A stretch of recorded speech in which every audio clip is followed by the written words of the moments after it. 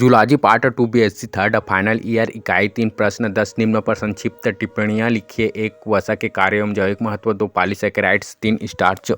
अगर आपको भी लगने लगे कि पढ़ाई करना सबसे मुश्किल काम है तो समझ जाओ, आपको दुनिया की कोई भी ताकत नहीं रोक सकती दूसरों के यहाँ मजदूरी करने से। गजब बेइज्जती है। उत्तर ए वसा के कार्य एवं जैविक महत्व, function and significance of fat. सजीवों में अनेक प्राकृतिक यौगिक होते हैं जो कार्बनिक विलायकों में विलय होते हैं तथा इनके जल अपघटन में वसीय अम्ल प्राप्त होते हैं जो जीवधारियों द्वारा प्रयोग में लाए जाते हैं। वसा को सामूहिक रूप से लिपिड कहते हैं। कार्य फंक्शंस, एक अघुलनशील होने के कारण जीवधारियों द्वारा वसा का प्रयोग संचित भोजन के रूप में किया जाता है। 2 यह पौधों के बाहरी सतह पर एक मोम का आवरण बनाकर रक्षा का कार्य करता है। 3 वसा का उपयोग प्राणी भोजन के रूप में करता है। एक दिन पढ़ाई ना करने का नुकसान आप जानते हो। आप जिस एग्जाम की तैयारी कर रहे हो उसमें आप ही जैसे, आप ही की जितनी काबिलियत वाले लाखों स्टूडेंट तैयारी कर रहे हैं। एक ना दिन जो है पढ़ाई करने का मतलब यह है कि हजारों स्टूडेंट आपसे आगे निकल गए। 4 यह विटामिन के अवशोषण का कार्य करता है। 5 वह ऊष्मा संरक्षण का कार्य करता है। 6 वसा अनेक अम्लों के अभिगमन में सहायता करता है। 7 प्राणियों के विभिन्न हार्मोन का संश्लेषण करता है।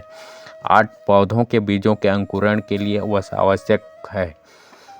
जैविक महत्व सिग्निफिकेंस, 1 यह भोजन संग्रहण का मुख्य यौगिक होता है। जब शरीर में भोजन की कमी होती है तब वसा ही इसकी पूर्ति करता है। 2 यह शरीर को यांत्रिक सुरक्षा प्रदान करता है। 3 एंजाइमों के सक्रियण के लिए वसा अनिवार्य होता है। 4 श्वसन द्वारा शरीर में जो ऊर्जा प्राप्त होती है वह वसा से ही प्राप्त होती है। और ऐसा होना चाहिए कि हारी हुई बाजी पलट सके इंसान। समझ में आ गया कि नहीं? जब जीत पक्की हो तो युद्ध कोई भी लड़ सकता है। असली वीर तो तब है जब हार पक्की हो फिर भी कर्ण की तरह युद्ध में उतर जाए। बी पॉलीसैकेराइड्स, यह जटिल प्रकार की शर्कराएं होती हैं जो 2 से अधिक मोनोसैकेराइड अणुओं के मिलने से बनती हैं और उतने ही जल के अणुओं का क्षय होता है। पॉलीसैकेराइड 10 सरल शर्कराओं के बहुलक पॉलीमर होते हैं। इनका सामान्य सूत्र C6H10O5 (N) होता है। कुछ पॉलीसैकेराइड सीधी श्रृंखला वाले तथा अन्य शाखित बहुलक होते हैं। इनका अणुभार बहुत अधिक होता है। इनके अणुभार का सही अनुमान लगा पाना कठिन होता है। यह पानी में अघुलनशील होते हैं। ये आसानी से जल अपघटन करते हैं। पॉलीसैकेराइड में पाए जाने वाले अवयवों के आधार पर यह 2 प्रकार के होते हैं।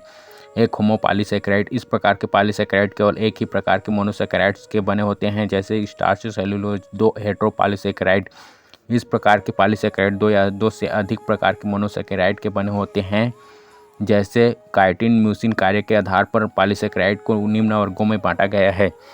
1 भोजन का संचय करने वाले पॉलीसैकेराइड, 2 संरचनात्मक पॉलीसैकेराइड, 3 जटिल पॉलीसैकेराइड। वो लीडर ही क्या, वो काम ही क्या जिसमें भूख याद आए। अगर कोई इंसान काम कर रहा है उसको भूख याद आ रही है, अगर कोई इंसान काम कर रहा है उसको गर्मी लग रही है, कोई काम कर रहा है उसको परेशानी हो रही है कि सर गर्मी बढ़ी है, एसी बढ़ा दो, ये कर दो, खाना, यानी साला घंटा काम ही नहीं कर रहा। काम करने का मतलब है जब आप काम कर रहे हैं साला दुनिया में कुछ भी याद नहीं आना चाहिए, सिर्फ काम याद आ रहा है। कैसे? कार्य फंक्शन, 1 यह शरीर की संरचना बनाने में मदद करते हैं। 2 यह जीवों की कोशिका के चारों ओर रक्षात्मक आवरण बनाते हैं। 3 यह प्राणियों और पौधों को संचित भोजन के रूप में ऊर्जा प्रदान करते हैं। 4 यह पौधों के रेशे बनाते हैं जो कपड़ा व रस्सी बनाने में काम आता है।